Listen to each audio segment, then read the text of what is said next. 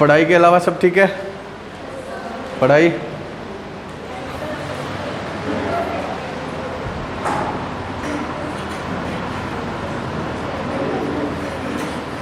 Illustration 8 निकालो, illustration 8,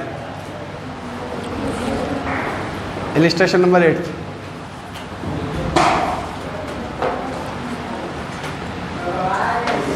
from the following balances and particulars of Republic college, page number 9.22। From the following balances and particulars of Republic college prepare income and expenditure account and a balance sheet. Seminar and conference receipt कहाँ पर आएगी? ये कौन है? कोई college है? ये कौन है? कोई कॉलेज, उसको रिसीट्स मिली है सेमिनार एंड कॉन्फ्रेंस, इनकम में आएगी। Consultancy receipts, security deposit, capital fund, research fund, building fund, ये बहुत सारा क्या दिया हुआ है, ट्रायल बैलेंस। लास्ट में एडजस्टमेंट दिए हुए हैं। Materials and supplies consumed, teaching में इतनी लगी, रिसर्च में इतनी लगी, स्टूडेंट वेलफेयर में इतनी लगी, गेम्स और स्पोर्ट्स में इतनी लगी।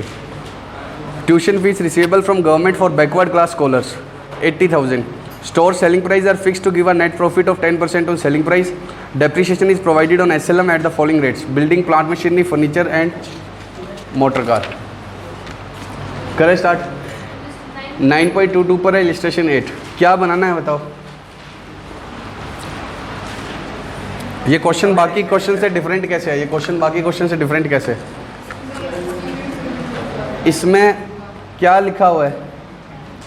ट्रायल बैलेंस दिया हुआ है। इसमें आपको क्या दिया हुआ है? Trial balance. तो जब भी ट्रायल बैलेंस देते हैं तो फाइनल अकाउंट में हम क्या बनाते हैं? रिसीट पेमेंट हम बना ही नहीं सकते। क्यों नहीं बना सकते? जैसे इसमें क्या आ रहा है, सैलरी कितने की आ रही है, सैलरी या जो भी है ये सब हो गया। तो ट्रायल बैलेंस से तो सिर्फ क्या बनते हैं? Final account. और फाइनल अकाउंट का मतलब P&L और बैलेंस शीट।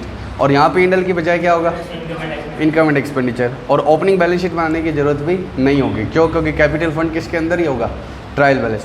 तो जब भी ट्रायल बैलेंस दिया है तो आपसे क्या पूछ सकता है? Income and expenditure and balance sheet. Receipt payment नहीं पूछ सकता है, ओपनिंग बैलेंस शीट नहीं पूछ सकता है। ठीक है, आपको कैपिटल फंड दिया ही होगा ट्रायल बैलेंस के अंदर ही। फोर्थ आइटम देखो क्या आ रही है? Capital fund. तो इससे हमें सिंपली क्या बनाने हैं? Final accounts. एडजस्टमेंट देख लो एक बार किस पर है? मटेरियल कंज्यूम पर है, ट्यूशन फीस पर है, और कोई स्टोर सेलिंग प्राइस है, डेप्थ दिया हुआ है। ठीक है, अगले पेज पर जाने की ज़रूरत है नहीं क्या? क्योंकि आंसर है इनकम एंड एक्सपेंडिचर अकाउंट, और दूसरा क्या है? Balance sheet.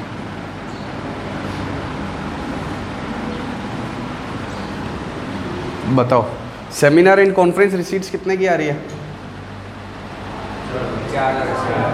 4,80,000। कहाँ पर आएगी ये? इनकम में। अब देखो आगे, देखो आगे सेमिनार एंड कॉन्फ्रेंस एक्सपेंस आ रहे हैं नेक्स्ट पेज पर 9.21 पे, 9.23 पे, सॉरी 9.23, 4.5 लाख। तो ये क्या होंगे? नेट। आपको एग्ज़ाम में सीधा पता होगा कि अगले पेज पर यहाँ पर भी आ रहे हैं। अगर यही क्वेश्चन आ जाता है तब तो ठीक है, अदरवाइज़ तो क्या है? नहीं पता होगा ना, तो क्या करना होगा? समझ रहे हो ना? तो अब ये याद आपको क्लिक कर जाना चाहिए कि इनको क्या करना है? नेट। इनकम एंड एक्सपेंडिचर में इनको क्या किया जाता है? नेट। तो 480 में से कितना नेट कर देंगे? 450। तो नेट कितना आ जाएगा? सेमिनार एंड कॉन्फ्रेंस इनकम कितने की? 30। प्रॉपर तरीके से प्रेजेंट करोगे 480 माइनस 450। पहले 480 रिसीट्स माइनस एक्सपेंस, सीधा लिख दो ना 30। एग्जाम में प्रॉपर लिख के करोगे। कंसल्टेंसी रिसीट्स में भी सेम ऐसा ही है। कितने के हैं? कंसल्टेंसी एक्सपेंस कितने के हैं? 28। तो कितना आ जाएगा? बाय कंसल्टेंसी इनकम कितने का? 1 लाख। उसके बाद सिक्योरिटी डिपॉजिट्स कितने आए स्टूडेंट से? 150 के। कहाँ पर आएगा ये? असेट में या इनकम में? नालायक, लाइबिलिटी। कितने का? क्या होता है ये? अभी क्रिकेट खेल लेते आप, एसी तोड़ देते तो? बोलो, कुछ नहीं है। RSV वाले कितने हैं पहले तो? ये स्कूल फेमस है किसके लिए? अपने डिसेंट बच्चों के लिए, है ना? सिक्योरिटी डिपॉजिट लेते हैं या नहीं तुमसे? क्यों लेते हैं सिक्योरिटी डिपॉजिट? पंखे घुमाए हैं तुमने स्कूल के? तोड़े हैं, शाबाश। नालायक। साफ किए थे, शाबाश। अरे समझो बात को, अब देखो होता क्या है, अब अपने तो स्कूल के बच्चे या इधर तो तुम लोग को कोई मतलब नहीं है, लेकिन कॉलेज में क्या होता है, बच्चे स्ट्राइक व्राइक और ये सब जनरल होता है, तो वो स्कूल की प्रॉपर्टीज़ को क्या कर देते हैं, तो मतलब ख़राब कर देंगे। तो वो पहले से उनसे क्या रखवाते हैं, सिक्योरिटी डिपॉजिट्स। वो पहले से उनसे क्या रखवाते हैं, सिक्योरिटी डिपॉजिट, कि कल को अगर इसने कोई नुकसान किया तो हम क्या करेंगे, इस रुपये में से एडजस्ट कर लेंगे, अदरवाइज जब इसका सेशन पूरा होगा तो इसको वापस दे देंगे।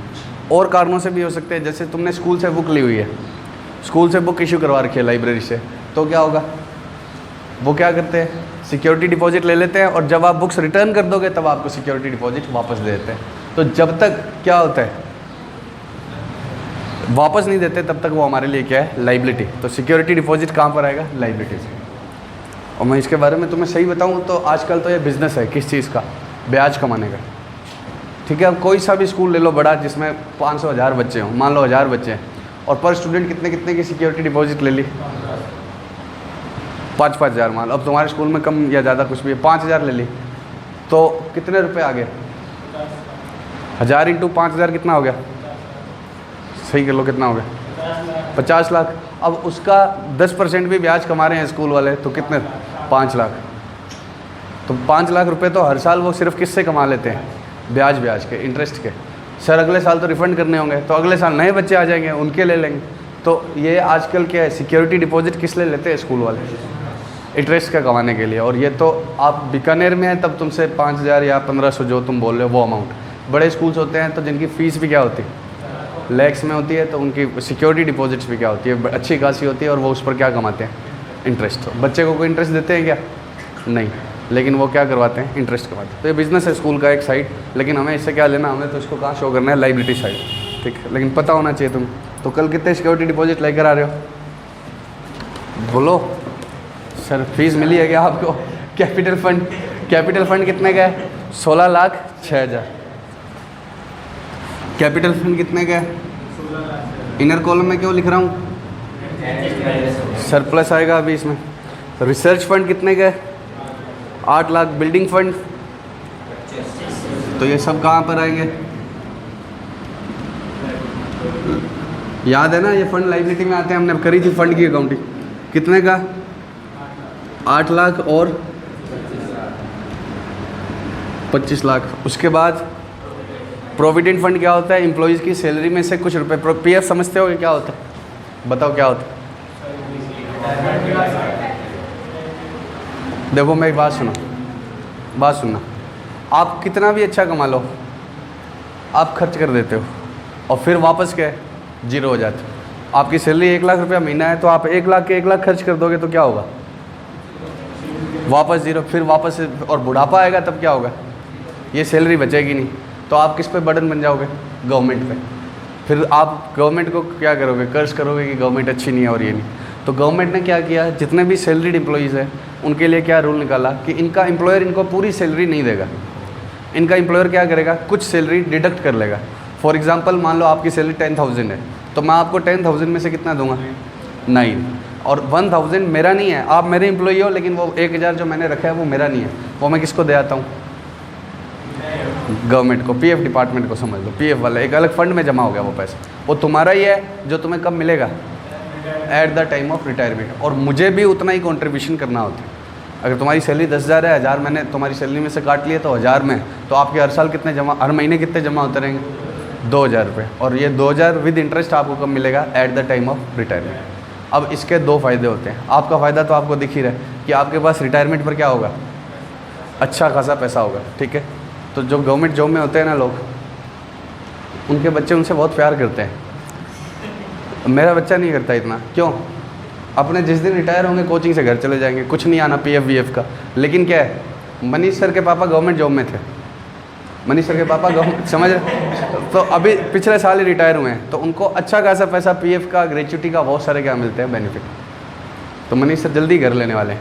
ठीक है, अब समझो बात को कि जो जिनके पेरेंट्स गवर्नमेंट, तुम में से कितने बच्चों के पेरेंट्स गवर्नमेंट जॉब में, तो ध्यान रखना। ठीक है, रिटायरमेंट पर क्या मिलने वाले हैं, अच्छे खासे पैसे। और मैं रिटायर होऊंगा तो मेरे को क्या मिलेगा, तुम दोगे क्या लास्ट में कुछ, कि हमें पढ़ाया था, आप मज़े करो सर, फीस देते नहीं हम, ये और देंगे। तो मैं तो जब यहाँ से रिटायर होऊंगा तो क्या होगा, अपना कुछ नहीं है यार। जैसे आपके पापा बिजनेस में है तो जिस दिन वो बिज़नेस छोड़ेंगे उस दिन एक्स्ट्रा कुछ भी नहीं मिलेगा। लेकिन जो गवर्नमेंट जॉब में होते हैं उनको क्या है, ग्रेचुटी का रुपया मिलता है, और नहीं तो पीएफ वाला तो बहुत सारा पैसा उनको मिलता है। समझ रहे हो इस बात को पक्का। और उनका बुढ़ापा भी क्या है, सेफ। और मुझे खुद ही बचत करनी पड़ेगी। अब आप बताओ खुद से होती है क्या? आप चाहे कितना भी कमा लो, आपके पापा पॉकेट मनी देते थे या नहीं? या देते ही हैं अब भी। तो अब बताओ आपको 5,000 आपने इकट्ठे भी किए होंगे थोड़े बहुत, पर्स के अंदर वाली जेब में होते हैं लड़कों के, जो घर वालों छिपे हुए होते हैं। दादा बताता हूँ, ये जो होता है ना, ये तो होता है नज़रों वाला। और ये जो पॉकेट मनी होती है ना, ये कौन सी होती है? जो पापा से छुप के रखने वाले होते हैं। और इसमें होते कितनों को पता है? समझ रहे हो क्या बात? तो ये आपने बहुत सारे, अरे प्लीज़, बहुत सारे बचाए होंगे, लेकिन क्या है, कोई ना कोई इवेंट आता है अचानक से, फिर लग जाते हैं। तो जब आपके पास रहेंगे ना, तो आप क्या कर देते हो, खर्च कर देते हो। तो ऐसे ही सेम किसके साथ होता है, एम्प्लॉई के साथ। एम्प्लॉई को पूरी सैलरी दे दी तो वो कुछ ना कुछ कहीं ना कहीं लगा देगा। तो बजाय उसके क्या करो, उसकी सैलरी में से कुछ रुपए काट के गवर्नमेंट को जमा हो जाएंगे, और गवर्नमेंट उसको क्या करेगी, at the time of retirement along with interest दे देगी, जब उसके बुढ़ापे में क्या होगा, उसके काम आएंगे। समझिए बात। तो पीएफ का फंडा ये होता है। अब गवर्नमेंट को इससे क्या फ़ायदा होता है? गवर्नमेंट को इंटरेस्ट की इनकम आती है। इतने सारे एम्प्लॉइज़ का पीएफ कट गया तो करोड़ों रुपए का फंड किसके पास इकट्ठा होता है? और गवर्नमेंट एम्प्लॉय को इंटरेस्ट देती है। ऐसा नहीं है कि गवर्नमेंट एम्प्लॉय को इंटरेस्ट नहीं देती उसके पैसे पर, लेकिन वो इंटरेस्ट क्या होता है, कम। और इंडस्ट्रीज़ को क्या देती है, ज़्यादा रेट पे। तो गवर्नमेंट का इसमें खुद का क्या होता है, फ़ायदा होता है। भाई मान लो कि मैं ये अमाउंट कम है, बहुत ज़्यादा पैसा इकट्ठा होता है, 500 करोड़ मान लो इकट्ठा हुआ। अब एम्प्लॉयज़ को वो क्या देंगे, कम रेट ऑफ इंटरेस्ट 9.5% है। और आगे इंडस्ट्रीज़ को कितने पर देते हैं, 12-12, 15-15%। तो गवर्नमेंट को इससे क्या होता है, इंटरेस्ट की कमाई। तो इससे माइक्रो लेवल पर भी फ़ायदा होता है, और मैक्रो मतलब देश के हिसाब से देश को क्या फ़ायदा होता है, देश का पीएफ फंड के ऊपर क्या आता है, इंटरेस्ट की कमाई आती है। ठीक है। अब ये प्रोविडेंट फंड है इनका, तो ये इनके लिए क्या है, लाइबिलिटी, जो किसको देने हैं, इनको एम्प्लॉयज़ को। अब ये लास्ट में नहीं देने हैं। ठीक है। ये कब देने हैं, लास्ट में। कितना आएगा, रुक गया, कितना हो गया? अरे प्रोविडेंट फंड कितना हो गया, 5,10,000।